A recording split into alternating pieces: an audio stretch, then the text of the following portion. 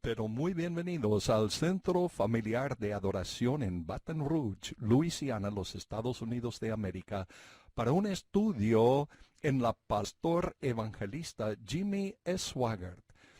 Estamos aquí cada miércoles por la noche con un estudio en la palabra de Dios de la epístola de San Pablo a los Gálatas. Vamos al culto ahora mismo con nuestro amado pastor evangelista Jimmy Swaggart. Gracias, músicos y cantantes. Gloria a Dios, siempre me es una bendición cantar y alabar al Señor por toda su grandeza y misericordia en nuestras vidas. Estamos continuando nuestro estudio de la gran epístola de San Pablo a los Gálatas. Estas epístolas son cartas escritas por San Pablo, y cuando él estaba escribiendo estas cartas a las iglesias, él daba cuenta que era la palabra de Dios. No fue algo producido meramente de su propia mente. Fue lo que el Espíritu Santo le daba. Y permítame por un momento explicar la que es la inspiración. La totalidad de la Biblia es inspirada. Ninguna parte de ella es más inspirada que las otras partes de ella. Toda la Biblia es inspirada igualmente. La inspiración en cuanto al Señor significa que el Espíritu Santo seleccionó a varios hombres, los patriarcas, reyes, profetas, apóstoles, durante un periodo de tiempo de 1600 años, que comenzó con Moisés, quien escribió primeramente el libro de Job en colaboración con Job, y después escribió los primeros 5 libros de la Biblia que se llama el Pentateuco: Génesis, Éxodo, Levítico, Números y Deuteronomio. Y el texto sagrado se clausuró con el amado Juan en la isla de Patmos, donde él escribió el gran libro del Apocalipsis, o algunas traducciones antiguas lo llaman a ese libro la Revelación. Y él mismo escribió el gran Evangelio que se llama por su nombre el Evangelio según San Juan. Y él además escribió las 3 epístolas, primera de Juan, segunda de Juan y tercera Juan. Y escribió el gran libro, como hemos dicho, de Apocalipsis. Pablo escribió casi la mitad del Nuevo Testamento. Y si él escribió también Hebreos, y yo creo que él escribió Hebreos, él escribió una totalidad de 14 epístolas, 14 libros del Nuevo Testamento. Y cuando el Señor se movía sobre estos individuos en cuanto a la profecía, y en particular la profecía del Antiguo Testamento, y a veces, y Pedro lo explicó, que ellos profetizaron cosas que no entendieron en cuanto a lo que significaba. Sí, no entendieron lo que significaba lo que estaban profetizando bajo la inspiración del Espíritu Santo.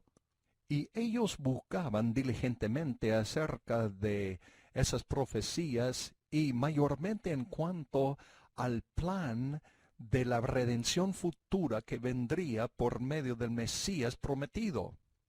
Pero en cuanto a la instrucción, el Espíritu Santo no iba más allá del entendimiento y comprensión de cada uno de esos varones de Dios.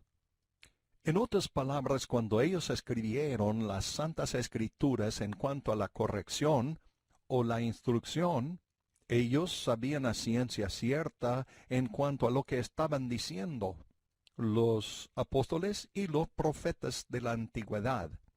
Ellos comprendían lo que estaban escribiendo. No fue un misterio para ellos.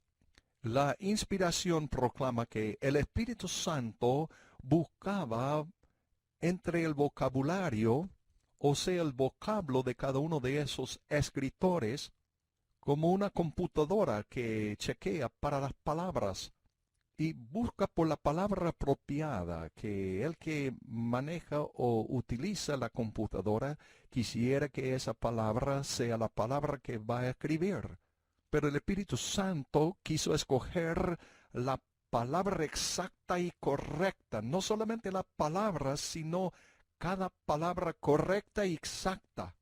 Jesús dijo que el hombre no viviría solamente por el pan, sino de toda palabra que procede de la boca de Dios. Yo recuerdo de haber estudiado que algunos predicadores, ya hacía 40 años, ellos creían que los profetas y los patriarcas y los apóstoles entraron en un trance cuando escribieron la palabra de Dios. No hay nada en las Santas Escrituras que nos guía a creer tal cosa. Nada nos guía a creer tal cosa. Ellos tenían control total de sus facultades. Y Dios usó el trasfondo educacional de cada uno de ellos, lo que fuera. Como acaba de decir, el Espíritu Santo estaba buscando en el vocablo de cada uno de ellos por la palabra precisa que Él quiso que escribiera en cada frase, y los conducía a escribir precisamente esa palabra, palabra por palabra. Y solamente el Espíritu Santo podía hacer tal cosa, como es obvio. Entonces, cuando Pablo escribió Gálatas, hay cosas muy estrictas. A veces hasta él era muy mandón. Pero eso es precisamente lo que el Espíritu Santo le quiso que Pablo escribiera. Él quiso que Pablo fuera así. Como cuando él dijo, pero aun si nosotros o un ángel del cielo os anunciare otro evangelio del que os hemos anunciado, sea anatema, que sea maldecido. No era sencillamente el apóstol que se enojaba. El gran apóstol no estaba sencillamente desahogándose, pero él estaba diciendo lo que el Espíritu Santo quisiera que él dijera para hacer resaltar la severidad de lo que estaba diciendo. Por lo tanto, cuando usted, mi amado hermano, mi amada hermana, mi amigo oyente, siempre lee usted la palabra de Dios con este entendimiento, que precisamente estas mismas palabras, no solamente el pensamiento que sí, pero no solamente el pensamiento, sino hasta las mismas palabras fueron dadas por el Espíritu Santo. Es la palabra de Dios. La Biblia es la única verdad revelada en todo el mundo, y siempre fue así. No he dicho que es la única cosa verdadera. Muchas cosas son verídicas, pero yo quisiera decir que es la única verdad. Y la palabra de Dios en realidad habla de la verdad dividida en tres partes. Jesús dijo, yo soy el camino, la verdad y la vida, que significa que la verdad no es una filosofía. La filosofía es una búsqueda para la verdad. Pero la verdad es una persona, el Señor Cristo Jesús. Y además en San Juan 17, versículo 17, Jesús dijo, tu palabra es la verdad. Y Jesús también es la palabra viviente, el verbo viviente de Dios. Y Juan además escribió que el Espíritu es verdad. Entonces tenemos Cristo como la verdad, la palabra como verdad, el Espíritu como verdad, y estos tres se ponen de acuerdo en uno. ¡Aleluya! ¡Gloria a Dios! Este no es meramente otro libro, un otro libro cualquiera. Es la palabra de Dios. Como tal, es inagotable. Es imposible agotar su potencial. Yo personalmente he leído toda la Biblia unas 51 veces. Y cada vez que la he estudiado, ya no la estudiamos como hace algunos años. En ese entonces yo leí la Biblia de tapa a tapa, casi cada 3 meses. Pero al escribir los comentarios bíblicos, yo funciono en una capacidad distinta al leer la palabra de Dios. Pero nunca me hace falta de ser bendecido por las santas escrituras. La Santa Biblia me anima, me fortalece, y algunos pasajes de la Biblia saltan de la página, y en el pasado he leído estas mismas porciones bíblicas centenares de veces, pero en esa oportunidad resalta y me da un nuevo significado de ese versículo bíblico. Gloria a Dios. Es una maravilla la Biblia. Yo recuerdo, y he relatado esto unas cuantas veces. Sí, ya unas cuantas veces he contado esto. Ya hacía más o menos 15 años me levanté por una mañana, me madrugué. Tenemos una villa en forma de círculo delante de nuestra casa. Y yo estaba paseando por esa pista orando, intentando orar. Y me pareció ese día que los problemas eran enormes, problemas sin resolver. Sí, problemas 1000 sin resolver. Y pareció que yo no tenía respuesta alguna. Yo mismo no sabía qué hacer. Y esa condición en toda capacidad. Intentando orar y suplicar a Dios, pero los cielos estaban como bronce. Parecía que yo no podía orar. Y regresé dentro de la casa y me senté. Y he hecho esto durante muchos años. Yo estudiaba la palabra de Dios. Después orar por un poco de tiempo y regresar a estudiar más de la palabra de Dios y orar.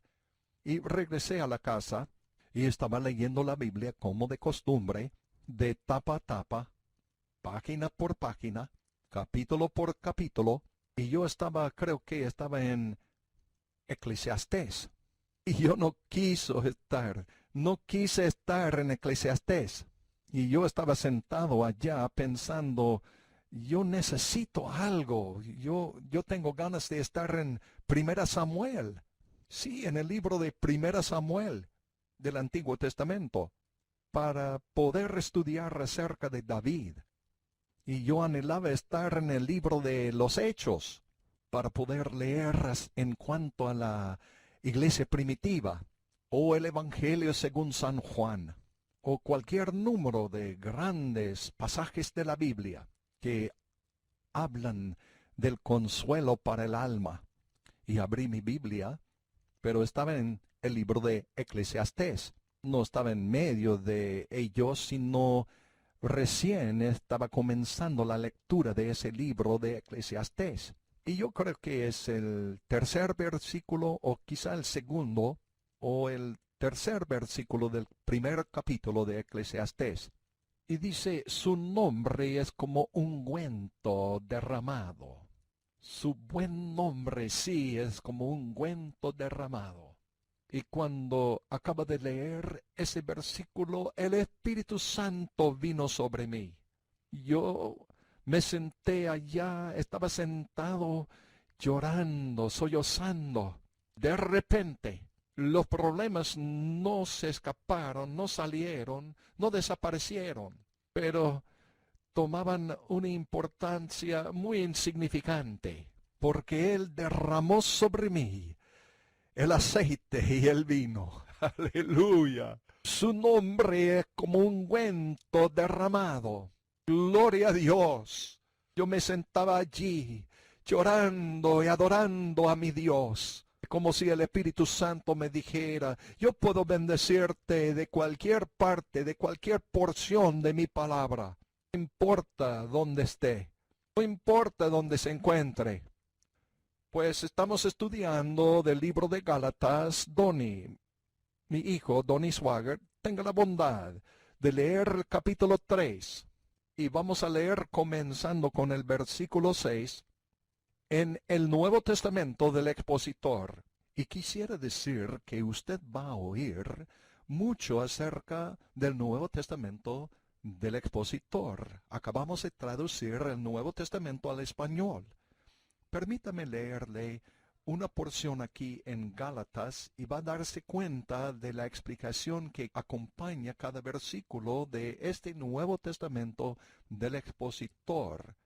Y creemos que es la herramienta más útil puesta en las manos del creyente para ayudarle a captar y entender mejor la palabra de Dios. Si le hace falta al creyente un adecuado entendimiento de la palabra de Dios, su vida espiritual va a sufrir mucho, va a llegar a ser muy débil y expuesto al enemigo de su alma. Pero si uno entiende y capta bien la palabra de Dios, como está explicada aquí en el Nuevo Testamento del expositor, va a fortalecerse en su fe en Cristo Jesús y la cruz.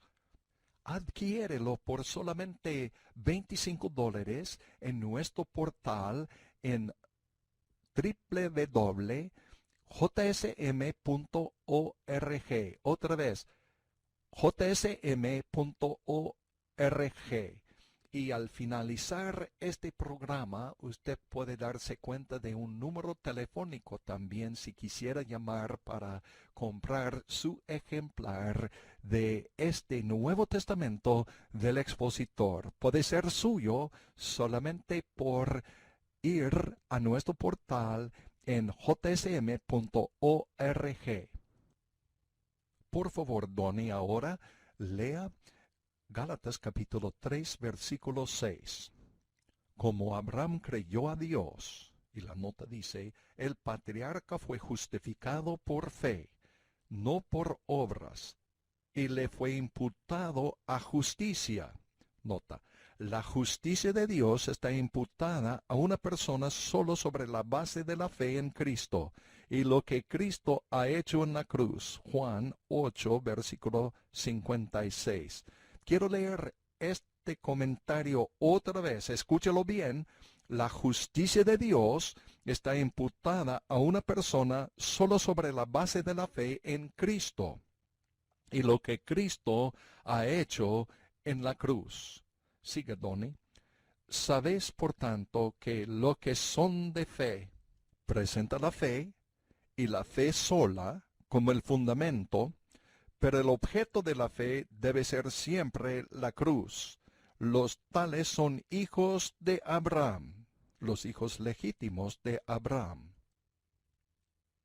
Y viendo antes la escritura que Dios por la fe había de justificar a los gentiles, declara la palabra de Dios como el fundamento de todas las cosas.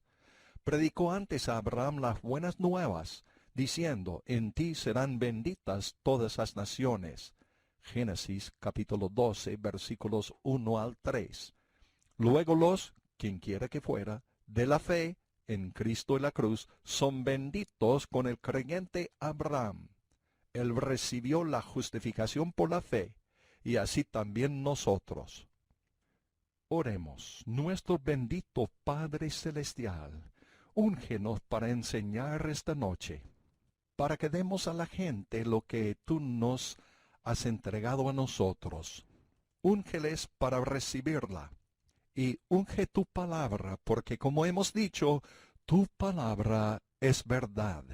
Y te rogamos todo en el nombre santo del Señor Jesús, dándote toda la honra y gloria. Amén y amén.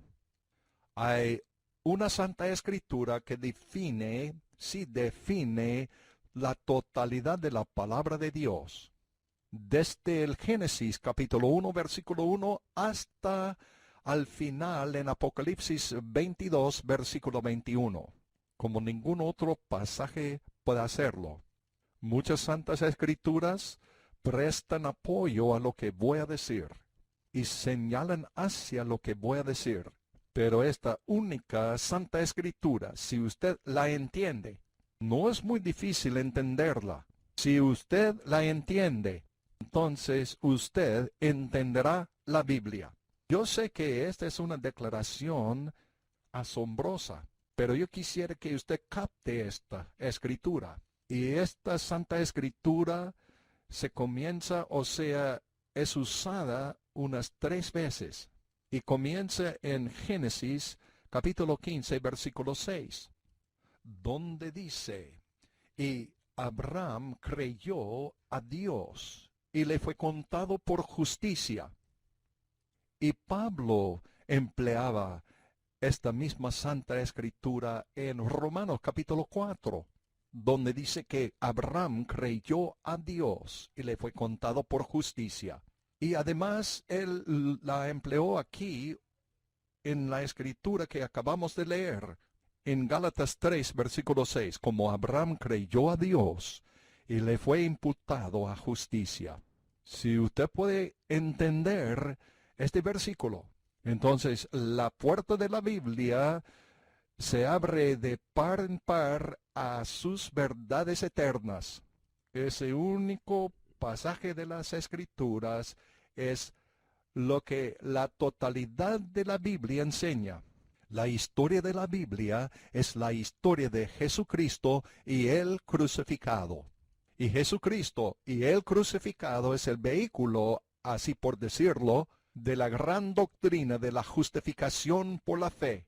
Y lo he explicado muchas veces y creo que todos ustedes entienden la que es esta doctrina, pero voy a mencionarla brevemente. Abraham fue justificado antes de que había una ley.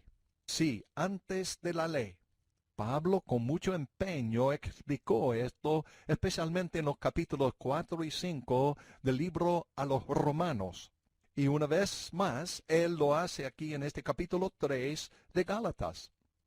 Él dijo a los Gálatas y también a los romanos que la ley no tenía absolutamente nada que ver con la gran doctrina de la justificación, porque Abraham fue favorecido con esa gran doctrina de la justificación por la fe 400 años antes que fue dada la ley. Él creyó a Dios y Dios lo contaba por justicia. Sí, le fue contado por justicia. Esto significa que dentro de uno mismo, por medio de todas las buenas obras que nosotros hayamos hecho y todas las cosas buenas que hayamos hecho, no podemos lograr la justicia de esta forma, de esta manera. Si la justificación puede venir por la ley, entonces Cristo ha muerto en vano, dice el gran apóstol Pablo. Y la justicia se habla de la que es dada por Dios. Quiero explicarlo mejor, por favor. La justicia es la que es recta. Jamás había yo leído esto de ninguna parte. Estaba yo estudiándolo vez tras vez tras vez. Sí, repetidas veces estaba estudiándola. No sé cómo me vino esa declaración, si yo sé que el Espíritu Santo vino y me la declaró. Sí, puede hacer una definición bien larga en cuanto a la que significa la justicia, pero es simplemente la que es recta, correcta, pero es correcta según el estándar de Dios y no el estándar del hombre. Y yo estaba estudiando en pos de uno de esos eruditos griegos, un estudioso griego que ya está con el Señor, y él dijo la misma cosa, y ese es uno de los eruditos más notables del idioma griego en el mundo, el hermano Kenneth Wuest, que la justicia es simplemente la que es recta. Ahora, esta justicia o rectitud de Dios es dada al hombre caído a base de la fe, sencillamente al creer a Dios. Y esto significa creer en Cristo Jesús y lo que Él hizo por ti en la cruz, aún antes de la cruz, desde la primera hoja de la historia humana, cuando el Señor explicó a la primera familia, Adán y Eva, como a pesar de su condición caída, que ellos podían disfrutar de comunión con Él y perdón por sus pecados, pero solamente a base del cordero inmolado y fe en lo que significaba ese cordero, que era el Redentor venidero, el Señor Jesucristo. Ellos, por supuesto, no conocían el nombre Jesucristo, que sería este nombre del Redentor venidero. Es lo que esos sacrificios representaban. Ahora, la ceremonia de los sacrificios no salvó a ninguno. Y creo que podemos decir a ciencia cierta que habían millones y millones de judíos que ofrecieron muchos sacrificios durante sus vidas, pero murieron perdidos, porque para ellos era simplemente una ceremonia, un ritual, un rito vacío. Usted necesitaba tener fe en lo que ese sacrificio representaba. Entonces, la historia de la Biblia siempre ha sido la historia de Jesucristo y Él crucificado. Por lo tanto, con fe en este sacrificio, que no vino fácilmente, la mayoría no creyeron. Y Caín, a pesar del hecho que sus padres ofrecieron, es evidente que ellos ofrecieron los sacrificios durante un periodo de tiempo. Y hay evidencia que ellos hasta construyeron un tabernáculo de una forma. Pero llegó el momento en que ellos perdieron su fe. Cuando Caín nació, Eva exclamó, tengo un varón de Dios. O sea, tengo un varón de parte de Dios. Sí, tengo un varón de parte del Señor. Y el término Señor quiere decir el Dios del convenio. Sí, el Señor de los convenios es lo que significa ese nombre. Y el convenio del cual ella se refería era el convenio que Dios les había dado a los primeros padres de la raza humana inmediatamente después de la caída. Y cuando Él se dirigió a la serpiente, o sea, Satanás, y le dijo que la simiente de la mujer te herirá en la cabeza y tú le herirás en el calcañar. Y ella creyó, Eva creyó que Caín era la simiente prometida. Y resultó que Caín era un asesino. Y el hombre siempre se equivoca. Si el hombre ha hecho esa equivocación desde ese entonces hasta ahora, y es precisamente creer que dentro de nosotros mismos nosotros podemos producir algo que es aceptable a Dios. Eva no pudo hacerlo, Adán no pudo hacerlo, Pablo no pudo hacerlo, usted y yo no podemos hacerlo. Usted no puede producir nada dentro de sí mismo.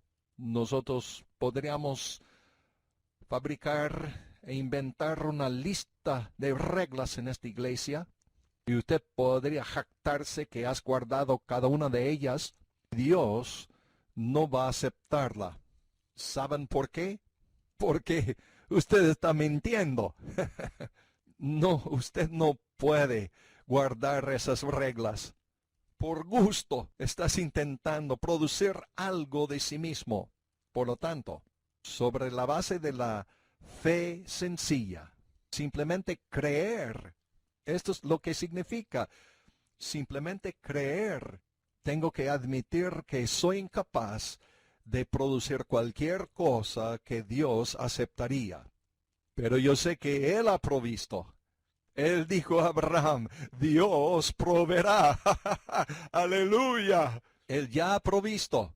Y yo creo esto. Y sobre esta fe sencilla en Cristo Jesús y la cruz que lo ha hecho posible, representado por los sacrificios de antaño, una justicia sin mancha, inocente, limpia, santa, incorrupta, sin contaminación alguna, nos es otorgada instantáneamente. Sí, al instante, al tiro, al creer en ese Cordero inmolado de Dios. Gloria a Dios. Aleluya, aleluya, aleluya. Gloria a Dios. Sí, dé aplausos al Señor. Gloria a Dios. Cuando el ángel de la muerte pasaba por Egipto, en esa noche tan oscura de antaño, y Dios le había dicho a Moisés, diga a todos los hijos de Israel que maten a un cordero y deben asarlo con fuego y deben asegurarse que es un cordero sin mancha y que está bien limpio, y ni siquiera una mancha en todo su cuerpo, porque representaba al que había de venir.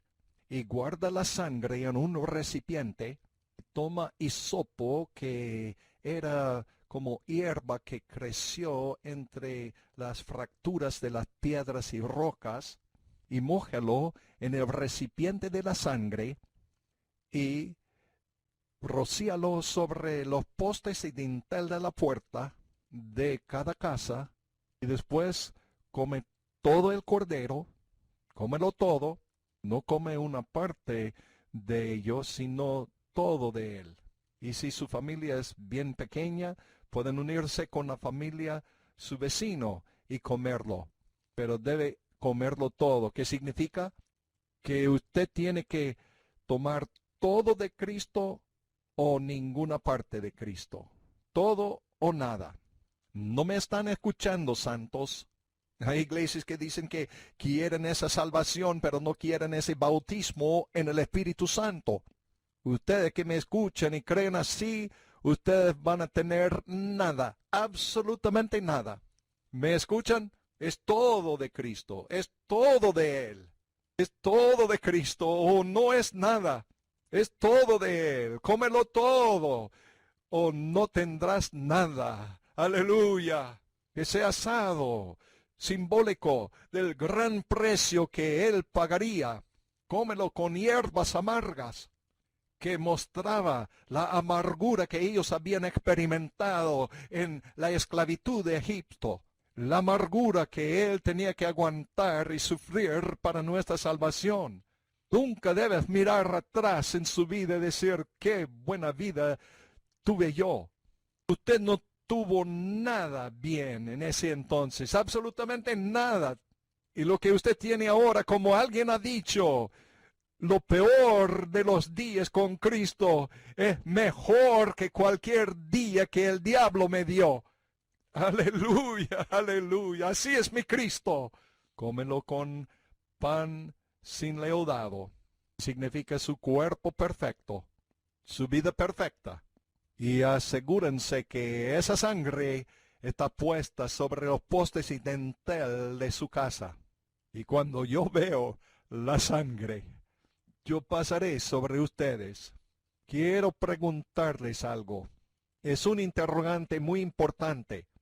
¿Creen ustedes que entre esos 2,5 millones de israelitas, 600,000 hombres de guerra, y además de por lo menos 600,000 esposas de esos varones, y toda la demás gente bajo de 20 años y los que tenían más que 50 años, que sumaban todos unos 2,5 millones o más? ¿Creen ustedes que entre ellos habían algunos que no eran la personificación de toda santidad? ¿Creen ustedes? Piénselo bien. ¿Creen ustedes que entre ellos habían algunos que no estaban tan consagrados como deben ser? ¿Creen ustedes que sí habían algunos que no estaban tan consagrados como debían ser? ¿Y creen ustedes que entre ellos habían algunos de ellos que usted no tenía no tendría ganas de comprar un camello usado de ellos? Pero cuando ese ángel de la muerte pasaba por encima de ellos, él fue instruido por Dios. Mira a los postes de la casa. Y si la sangre está aplicada allá, él jamás miraba la gente dentro de la casa. Mira la sangre. Mira la sangre. Aleluya. Oh, cuando veo la sangre, pasaré encima de ustedes. Gloria a Dios.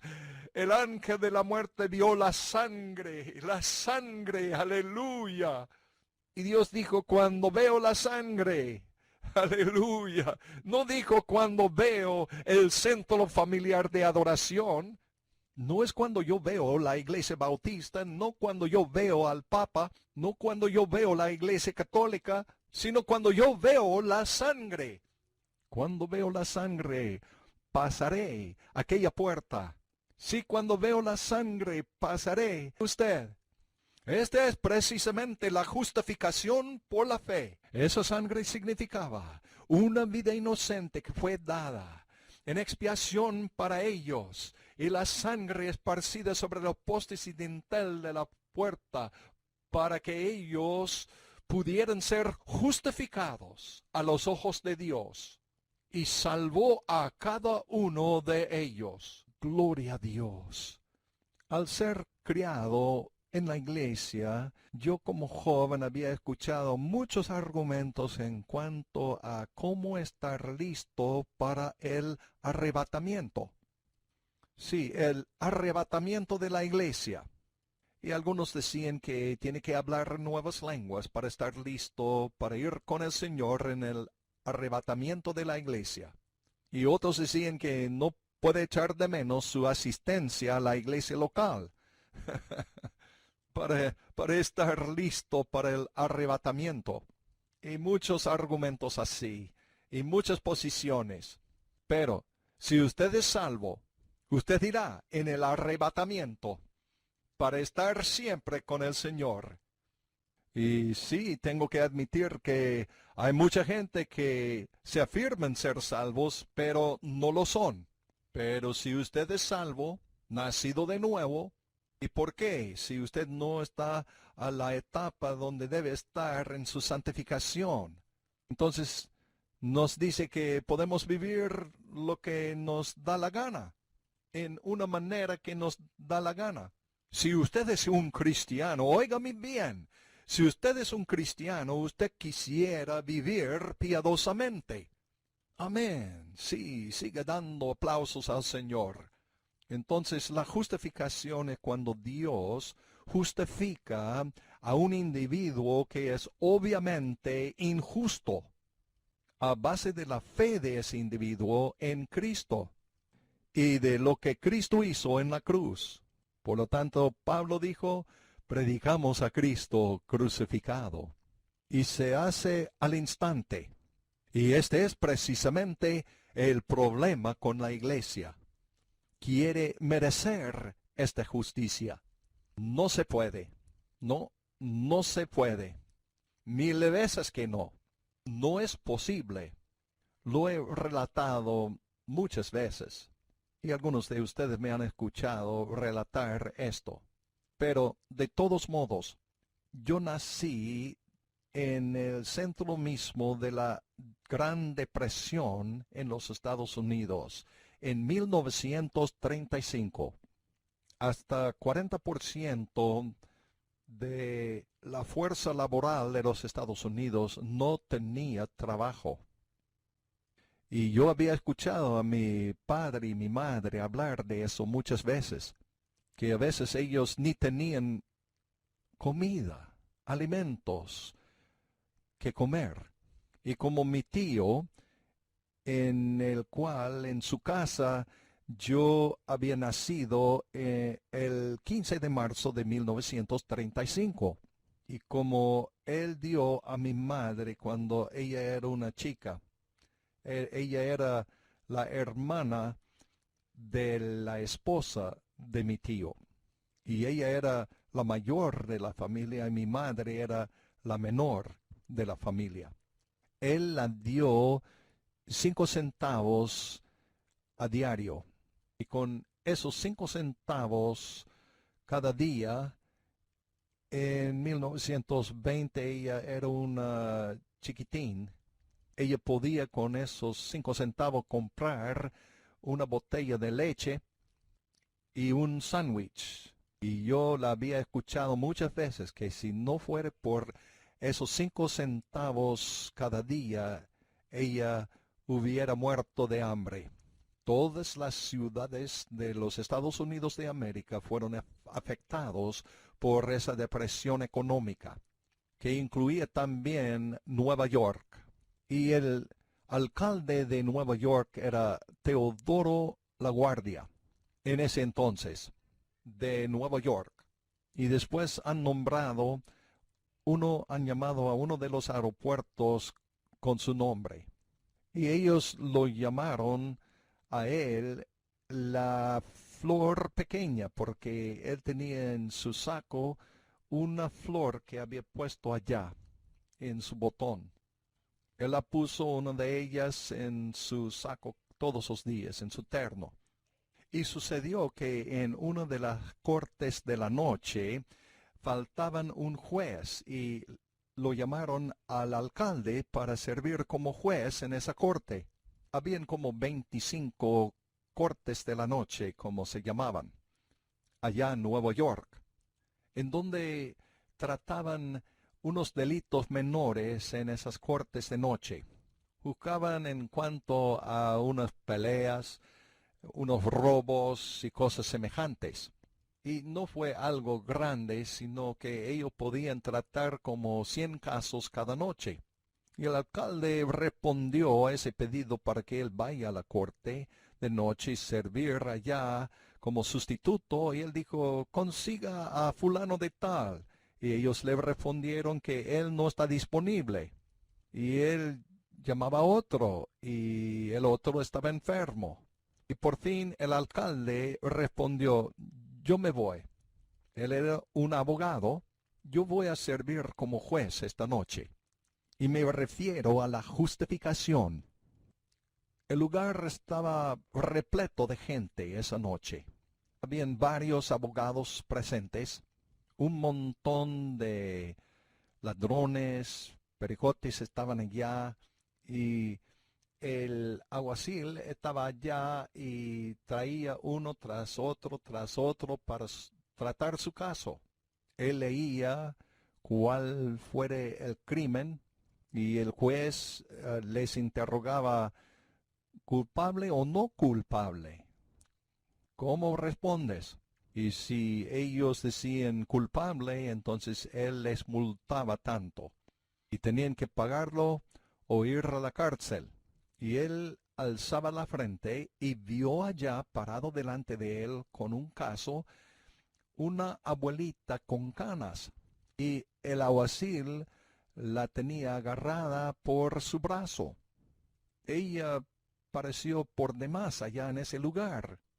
Y él interrogaba a esa abuelita y dijo, ¿por qué estás aquí? Ella no respondió nada. Y el alguacil habló y dijo, ella robó un molde de pan. El dueño de una tienda de abarrotes estaba presente. Y el juez le preguntó por qué estaba trayendo cargos contra esa mujer. Y él respondió, el dueño de la tienda, es que ya estoy harto de esta gente que me están robando. Y yo quisiera que ella sea un ejemplo para los demás. Quiero que la pena máxima sea transmitida a ella. Y el juez volteó a la abuelita y le interrogaba, ¿robabas ese molde de pan? Y costó como 15 centavos. Y ella respondió, sí, lo hice. Y ella además dijo, yo intenté robarlo, pero no logré hacerlo. Y el juez le preguntó, ¿por qué? Ella respondió, mi hijo no tiene trabajo, no puede hallar trabajo. Mis nietos tienen hambre y estaban llorando para los alimentos. Ya no podía aguantarlo. Y yo intenté conseguir un molde de pan para darles algo de comer. Y yo no soy muy adepto en hacer esos robos. Y toda la gente en la corte quedó en silencio, un silencio profundo. Habían muchos casos bien duros allá. Y él miraba a ella y dijo, bajo las leyes del estado de Nueva York, no tengo alternativa. Tengo que multarle $3 o 3 días en la cárcel. Y ella respondió, pero señor, no tengo dinero. Y el alguacil apretó su brazo y estaba por llevarla a la cárcel. Y el juez dijo, un momentito. Y el juez extendió su brazo debajo de su escritorio y agarró su sombrero y lo entregó al alguacil. Y le dijo, quiero que usted vaya por la gente aquí, esta concurrencia, y levanta una ofrenda. Y que comience con el dueño de la tienda de abarrotes. Yo quisiera que usted ofrenda, que usted dé $1 para comenzar esta ofrenda. Y cuando el alguacil había terminado de pasar por todos los ladrones y la gente y los casos duros que estaban allá, regresó con el sombrero y lo puso en el escritorio, encima del escritorio del juez. Y el alcalde lo volteó y contó unos $11 con tantos centavos. Y tomó $3 para pagar la multa de la pobre mujer. Y entregó los $8.37 restantes a ella. Y le dijo, vaya a comprar alimentos y abarrotes y dé comida a sus nietos. Aleluya. Esta es la gracia. Si es la gracia. Esa es precisamente la gracia. Me han escuchado. Esta es la gracia. Sí, es la gracia, es la gracia. Usted y yo fuimos culpables. No había duda alguna acerca de nuestra culpabilidad. Pero Cristo Jesús pagó la multa. Gloria a Dios. Aleluya. El corito dice, una vez como ave en prisión moraba yo. Ninguna libertad de mi dolor sentí. Pero Cristo vino y escúchame bien. Y gloria a Dios, Él me libró. Culpable todavía Él a base de la fe. Usted me diría, ella tomaba el dinero. Ella tomaba el dinero, por supuesto que sí. Y ella se fue a su casa, a su hijo y su esposa y sus nietos. Y dijo, no van a creer lo que les voy a contar. Oh, si el canto dice, una vez estaba perdido yo en el pecado. No tenía paz alguna dentro de mí. Y para salvar mi alma agobiado, yo no sabía cómo hacerlo. Pero Cristo me escuchó. Gloria a Dios. Y a base de la fe, Él nos dio una justicia perfecta, recta, santa, inmaculada, y satisfizo todos los reclamos de la ley también. Muy bien, tengo que apurarme. Ya se agota el tiempo. Y la Escritura dice en Gálatas 3, versículo 7, ¿sabéis por tanto que los que son de fe, los tales son hijos de Abraham? Él no dijo de obras, él dijo los que son de fe. Y si usted es de fe, y estoy confiando que todas las personas que me escuchan son de fe, y estoy confiando que miles y miles de ustedes que nos escuchan por la emisora Sun Life, o por el Internet, o por el iTunes podcast, ustedes, miles y miles de ustedes, o por la televisión, que cada uno de ustedes son de fe. Y esto significa y quiere decir que todo su fundamento es la fe. Gloria a Dios. Nada en mis manos traigo. Simplemente me aferro a la cruz de Jesús. Gloria a Dios. Si usted es de fe, que significa que usted es de Jesús y la cruz, la fe en Jesús y lo que Él hizo en la cruz, usted es un hijo o una hija de Abraham. Y usted no sabe lo que significa este título. Él dijo, los tales son hijos de Abraham. ¿Saben lo que esto significa? ¿Qué era Isaac? Él era el hijo de Abraham y Sara. Él estaba en el linaje de Cristo. ¿Es así? Nosotros lo tenemos mejor. Nosotros somos coherederos con Cristo. ¡Aleluya! Somos herederos de Dios y coherederos con Cristo. Todo lo que Él compró en la cruz es nuestro. Sí, todo lo que Él hizo allá es nuestro. Toda la posesión de Dios, Él nos ha causado heredarlo todo. Gloria a Dios. Y viendo antes la Escritura, dice versículo 8 del capítulo 3 de Gálatas, y viendo antes la Escritura, que Dios por la fe había de justificar a los gentiles, predicó antes a Abraham las buenas nuevas, diciendo, en ti serán benditas todas las naciones. Este es precisamente el secreto de esta nación. Sí, esta misma nación, pero estamos dejándolo. Sí, estamos abandonándolo. Estamos abandonando la palabra de Dios en esta nación. En un colegio el otro día, un niño de 8 o de 9 años, durante el recreo, fíjese, durante el recreo, él estaba leyendo su Biblia. Cuando yo tenía 8 o 9 años, cada recreo yo leía la Biblia también. Tenía una pequeña Biblia de bolsillo. Sí, allá en el colegio yo leía la Biblia.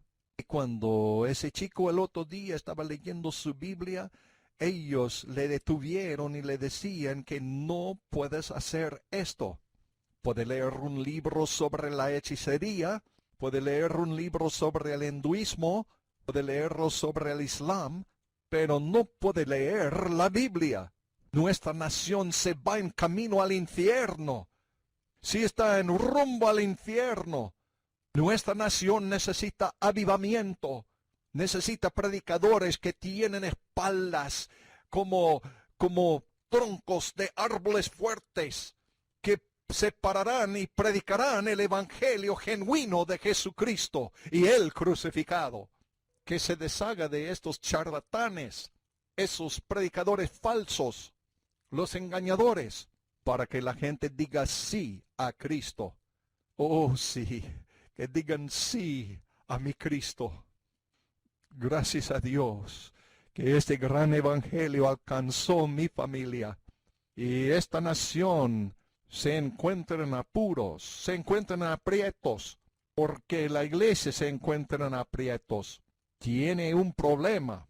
Y la Biblia dice que el juicio comienza en la casa de Dios. Y si comienza con nosotros, ¿cuál sería el fin de los que no obedecen el evangelio de Dios?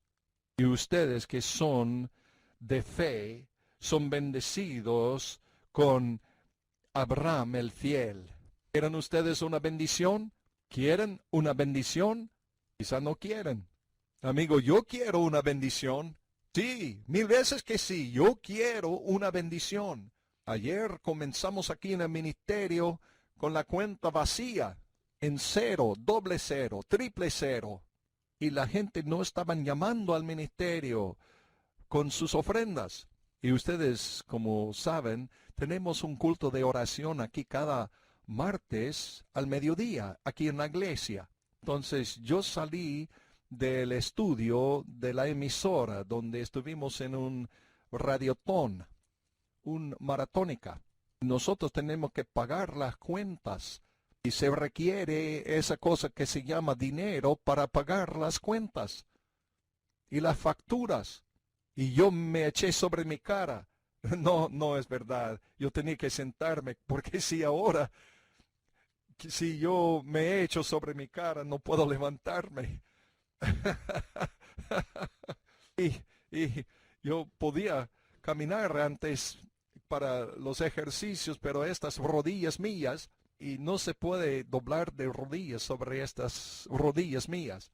Entonces yo estaba sentado en la banca de la iglesia, clamando a Dios, y le decía, Señor, necesitamos una bendición, nos urge una bendición.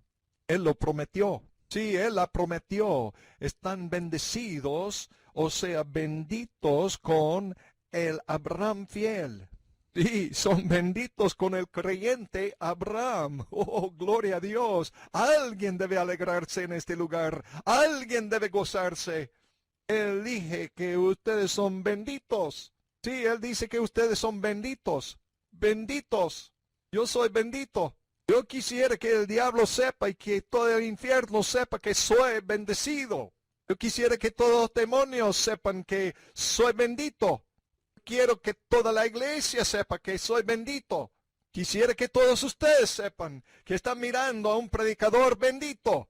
Están mirando a un varón bendito. Soy bendito porque mi nombre se llama Swagger, porque mi nombre está en el centro familiar de adoración. Soy bendecido porque Cristo Jesús ha venido a mi corazón, dentro de mi vida y dentro de mi alma. Y el Espíritu del Señor vino a este lugar. Y muchas veces cuando estoy orando, el Espíritu no viene, no baja aquí. Pero muchas veces que sí. Y ayer que sí. Él llenó mi alma, llenó mi corazón. Y sentí una libertad en mi espíritu. Y regresé al estudio de la emisora. Y me respondieron que estamos leyendo aquí en los micrófonos todas las donaciones y ofrendas que están llamando, y las llamadas siguen una tras otra, un montón de llamadas han venido. Bendito, sí, bendito, sí, bendito. Ustedes tienen que agarrar esto, captar esto. En ustedes serán bendecidos todas las naciones, todos los gentiles del mundo. Luego los de la fe son benditos con el creyente Abraham, así dice las Santas Escrituras. Y esta nación está bendecida porque usted y yo son salvados por la sangre de Cristo Jesús y por fe en esa sangre de Jesús. Esta ciudad es bendita, bendecida. Ellos no lo saben. Ellos son bendecidos porque usted y yo son bendecidos. Y como la Escritura dice, son benditos con el creyente Abraham. El canto dice, soy bendecido, todos los días que vivo, soy bendecido. Cuando me levanto por la mañana, hasta que me acuesto por la noche, soy bendito, soy bendito. Así dice el corito. Gracias mil por habernos acompañado. Gracias a Dios por su palabra. Y no olviden, en el próximo programa vamos a estudiar más sobre este gran tema. Y somos bendecidos verdaderamente. Y usted puede ser bendecido con un ejemplar del Nuevo Testamento del Expositor por solo ir a nuestro portal en el Internet. Si vaya al Internet, allá en jsm.org. Otra vez, jsm.org, y allá va a encontrar, al poner allá en el buscador las palabras el Nuevo Testamento del Expositor, y va a enseñarle cómo adquirir su ejemplar. Que Dios os bendiga. Hasta la próxima.